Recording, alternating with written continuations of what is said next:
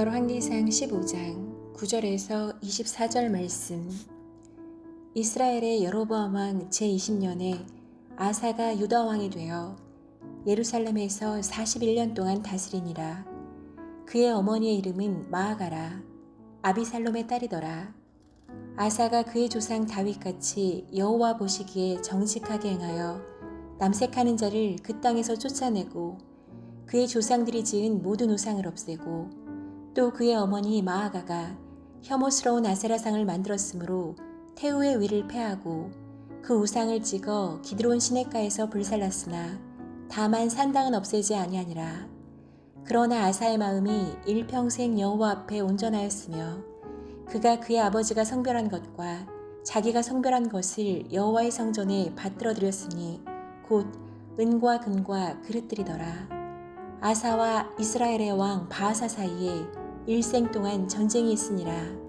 이스라엘의 왕 바아사가 유다를 치러 올라와서 라마를 건축하여 사람을 유다 왕 아사와 왕래하지 못하게 하려 한지라.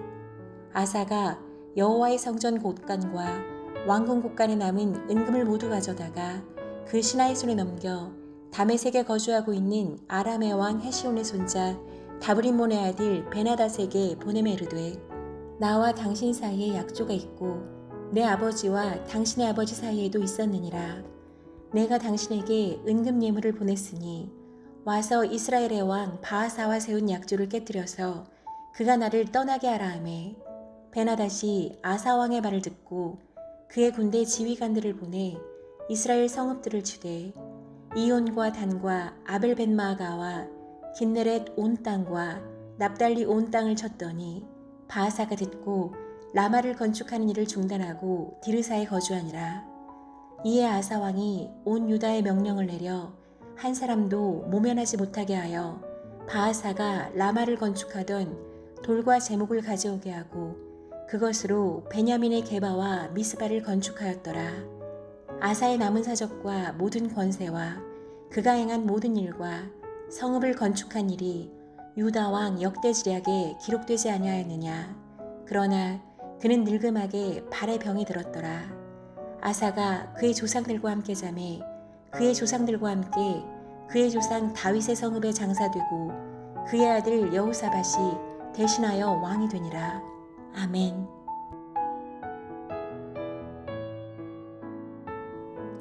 함께 기도하겠습니다. 하나님, 우리의 걸음이 주와 동행하는 걸음 되길 원합니다. 홀로 걷지 않게 하시고 홀로 나아가지 않게 하여 주시고, 그래서 온전히 주께서 공급하여 주신 은혜로 하나님 쓰러지거나 넘어지지 아니하고 끝까지 주와 함께 동행하게 하여 주옵소서. 이 모든 말씀 예수님 이름으로 기도하였습니다. 아멘. 할렐루야. 우리 삶의 모든 순간 동행하여 주시므로 그 걸음을 온전히 걸어갈 수 있도록 우리와 함께 하여 주시는 우리 하나님의 이름을 높이 찬양합니다. 오늘 우리가 함께 나눌 말씀의 제목은 넘어지지 않기 위하여 라고 하는 말씀의 제목입니다. 우리는 우리 주변이나 혹은 우리 삶에서 잘 나아가다가 어떤 일들로 인해서 넘어지거나 또 완전히 실패하는 분들을 보곤 합니다. 오늘 말씀의 주인공인 아사가 바로 그런 사람입니다. 오늘 말씀의 주인공인 아사는 그 남유다의 왕들 가운데서 다윗의 길을 걸어갔다고 평가되는 바로 첫 번째 왕으로, 그는 타락하고 부패한 남유다를 거룩한 하나님의 나라로 다시 회복하며 다시 종교개혁을 일으켰던 아주 유일한 사람 중에 한 명입니다. 그런데 그는 총 41년의 통치 기간 가운데 39년을 넘어가는 즈음에 발병이 나게 되고, 그 병이 생겼을 때 하나님께 나아가지 아니하고 결국은 그 보잘것없는 작은 발병으로 인해 죽게 되는 비참한 결론을 맞이하게 됩니다. 과연 이스라엘 영적 개혁을 일으켰던 그 아사를 완전히 이렇게까지 넘어뜨린 것은 무엇 때문일까? 오늘은 그 이유를 함께 묵상하며 그 이유를 찾고 저를 비롯하여 우리 모든 믿음의 동역자들께서 잘 분별함으로 끝까지 넘어지지 않고 끝까지 주와 동행함으로 나아갈 수 있는 영적 은혜가 저를 비롯하여 우리 모든 믿음의 동역자들에게 있으시기를 축복하며 도전합니다. 넘어지지 않기 위하여 첫 번째는요 12절부터 14절 말씀입니다. 12절부터 14절까지 말씀입니다. 남색하는 자를 그 땅에서 쫓아내고 그의 조상들이 지은 모든 우상을 없애고 또 그의 어머니 마아가가 혐오스러운 아세라상을 만들었으므로 태우의 위를 패하고 그 우상을 찍어 기드론 시냇가에서 불살랐으나 다만 산당은 없애지 아니하니라. 그러나 아사의 마음이 일평생 여호와 앞에 온전하였으며. 아멘. 아사가 왕이 되었습니다. 그러면서 아사는 지금까지 왕들이 못했던 영적 기업과 새로운 거룩함을 회복하려고 하면서 남색하는 자들을 쫓아내었고 조상들이 지었던 우상들을 다 제거했다라고 말합니다. 여기서 말하고 있는 그 남색하는 자들은 단순한 동성연애를 하는 자들만을 의미하는 것이 아니라 우상이 들어오면서 그 우상의 제단 앞에서 성관계를 함으로 그 우상을 즐겁게 하면 그 우상이 우리에게 복을 내린다라고 믿고 있었기 때문에 우상의 신전을 섬기던 남제사장 같은 사람들이었습니다. 그런데 아사는 왕이 되자마자 솔로몬으로 인하여 들어온 그 우상들을 다 허물고 제단까지 완전히 초토화시키는 엄청난 일을 하게 됩니다. 뿐만 아니라 4절 말씀에서 보시면 어머니 마아가라고 표현되어 있지만 사실 실질적으로는 어머니가 아니라 할머니죠. 할머니 마아가가 아사라상을 만들었다고 해서 태우의 위에서 폐위시키고 쫓아내고 또 할머니가 섬겼던 우상을 기드론 시냇가에 찍어 불살라 버리는 엄청난 영적인 일을 하게 됩니다. 사실요, 이렇게 하는 것은 아무리 왕이라 하더라도 쉽지 않습니다.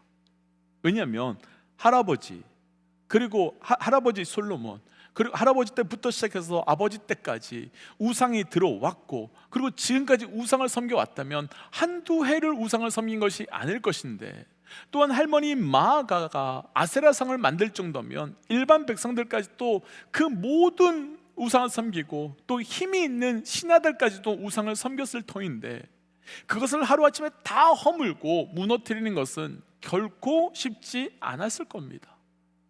아사는 엄청난 영적 결단과 신념을 가지고 그 영적으로 완전히 새롭게 하기 위하여 개혁해 나간 것입니다.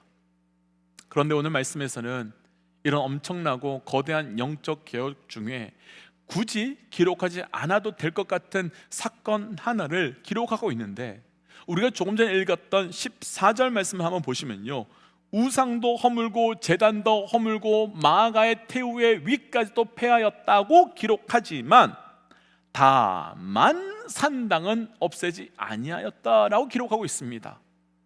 산당은 우상에게 제사는 작은 터입니다.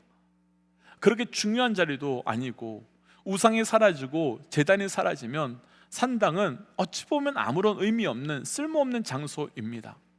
그런데 말씀은, 아니 더 정확하게 하나님은 우상도 없앴고 제단도 허물고 그러면서 엄청난 영적 개혁을 일으켰지만 쓸모없고 작은 산당을 없애지 않았다는 것을 분명하게 보고 계셨고 기록하고 계시다는 겁니다.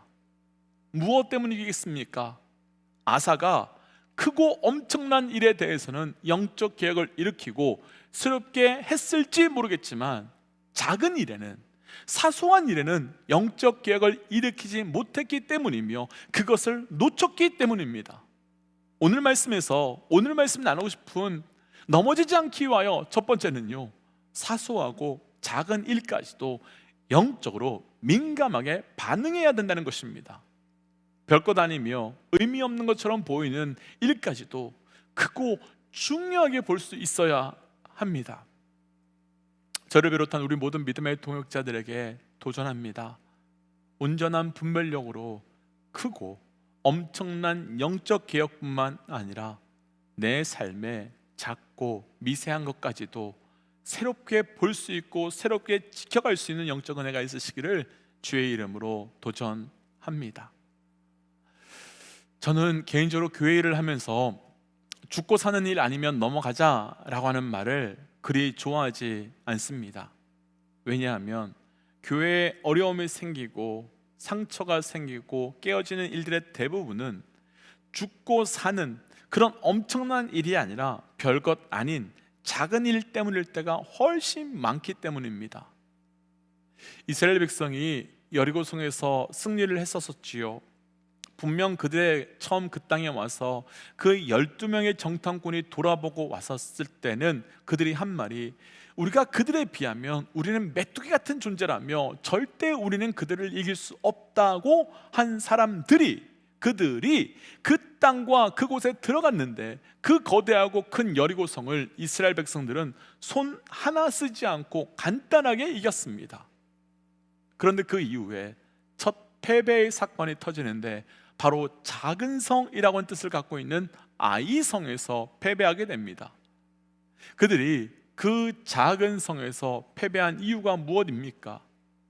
여호수아 7장을 보시면요, 아이성을 정탐을 다녀왔던 사람들이 그 성은 작고 보잘것이 없으니까 우리가 다 올라가지 말고 백성들 가운데 3,000명 정도만 구별하여 올라가면 될 것 같다라고 말합니다. 작은 성이기에 3,000명이면 충분하다고 생각해서 올라갔는데 그 아이성에서 그들은 대패를 경험하게 됩니다. 왜 큰 성에서는 이겼는데 작은 성에서는 졌겠습니까?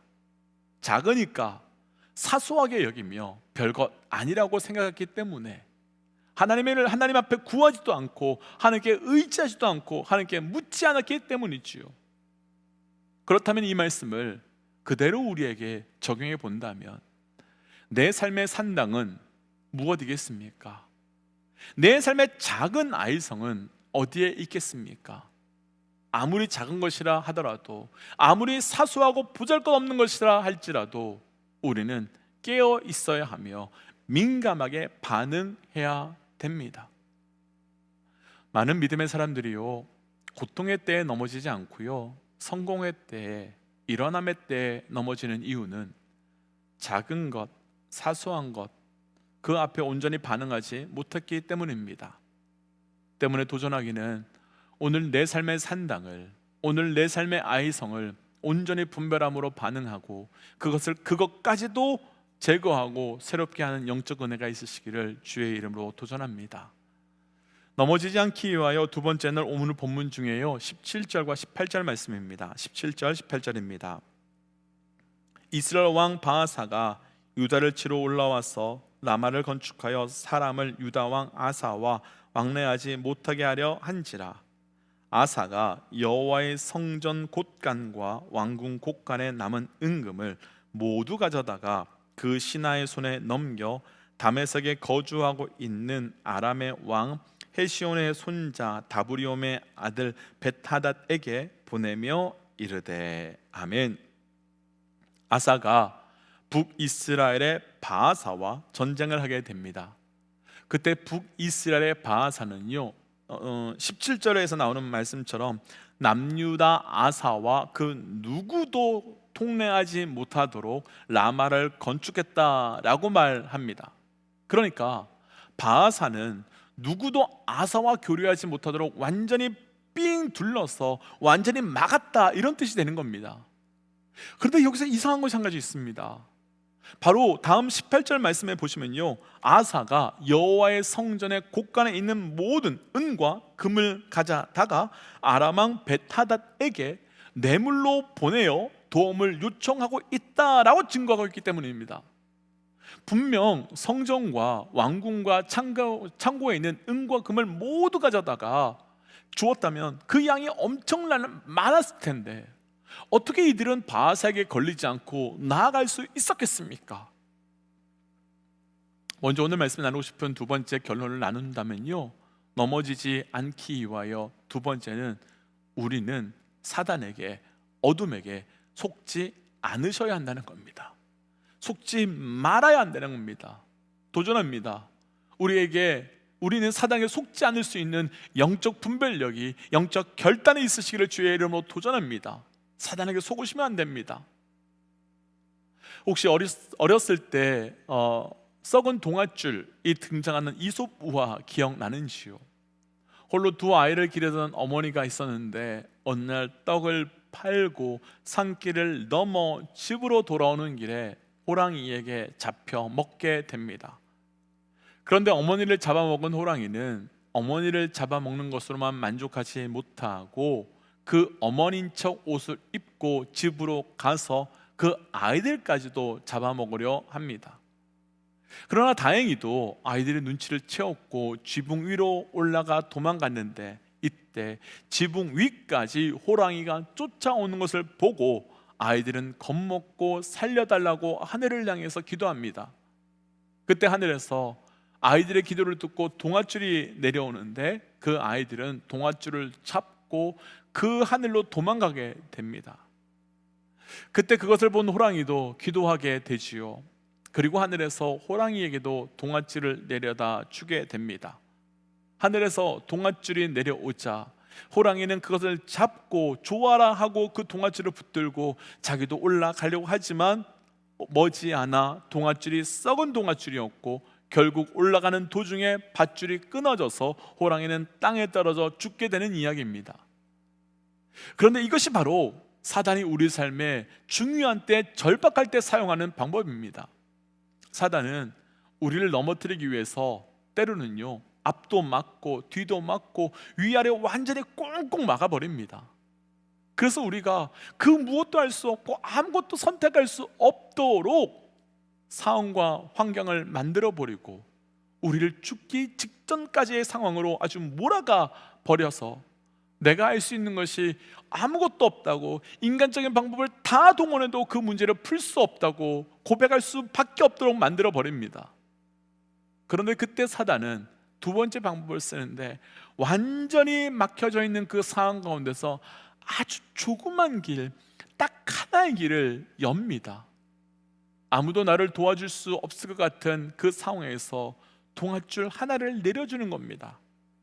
그때는 마치 캄캄한 곳에 빛이 살짝 들어오는 것을 보면 그 빛을 향해서 나아갈 수밖에 없는 것처럼 사단은 그 어려운 가운데 살짝 문을 열어주는데, 이런 상황이 되면 우리 대부분은 그 열려진 문과 길이, 그리고 하늘에서 내려오는 동아줄 같은 것이 하나님이 내게 주신 방법이라고, 하나님의 뜻이라고 생각하고 주저하지 않고 붙들고 선택하게 됩니다. 하지만 그것은 여지없이 사단의 속임수이며 그 줄을, 그 방법을 잡는 순간 호랑이가 썩은 동아줄을 잡아 떨어져 죽는 것처럼 우리도 그렇게 될 수밖에 없는 겁니다.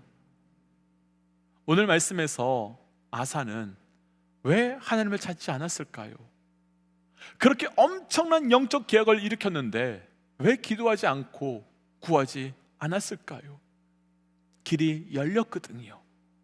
길이 열렸으니까 그것이 하나님의 방법이라고, 하나님의 길이 생겼으니 하나님의 도우심이라고 생각했기 때문일 것입니다. 그러나 아사는 속았고 그 이후로 아사는 계속해서 넘어지게 됩니다. 사랑하는 믿음의 동지 여러분, 속으시면 안 됩니다. 속지 마십시오. 속지 않기 위해 모든 순간 하나님께 묻고 모든 순간 하나님께 구하십시오. 그를 통해 끝까지 넘어지지 않고 온전히 나아갈 수 있는 영적 은혜가 저를 비롯하여 우리 모든 믿음의 동역자들에게 있으시기를 주의 이름으로 축복합니다. 그래서 이 시간 이렇게 기도하고 싶습니다. 하나님, 넘어지지 않기 위하여 영적으로 민감하게 하여 주시고 분별하게 하여 주시고, 그를 통하여 넘어지고 속는 것이 아니라 끝까지 주의 길을 가는 자 되게 하여 주옵소서라고 함께 기도하겠습니다. 함께 기도할까요? 하나님, 주신 말씀을 붙들고 기도하며 나아갑니다. 아버지, 나의 인생이 철저히 주님과 동행하며 나아가기를 위하여 내 삶의 작은 것, 또 내 삶의 가벼이 여기는 것까지도 온전히 볼 수 있도록 주님 역사하여 주시옵소서. 하나님, 내가 사단에 속지 않게 원합니다. 영적 분별력 더하여 주셔서 속거나 무너지지 아니하고 온전히 나아갈 수 있도록 은혜 더하여 주옵소서. 하나님, 끝까지 온전히 나아가기 원합니다. 그러기 위하여 분별케 하여 주시고, 그러기 위하여 하나님, 내가 무엇이 주의 길인지 알게 하여 주옵소서. 하나님, 그래서 내 삶의 작고 미묘한 것까지도 분별할 수 있도록 허락하시고 무엇이 주의 길인지 알아가는 자 되게 하여 주옵소서. 이 모든 말씀 예수님 이름으로 기도하였습니다. 아멘. 사랑하는 믿음의 육체 여러분, 우리 잘 분별해야 됩니다. 속으시면 안 됩니다. 우리는 분별함으로 주의 길, 주의 뜻으로만 나아가셔야 합니다. 함께 선포하고 또 삶의 자리로 나아가지요. 함께 선포하겠습니다. 하나님은 살아계십니다. 아멘. 함께 기도하겠습니다. 기도하지요.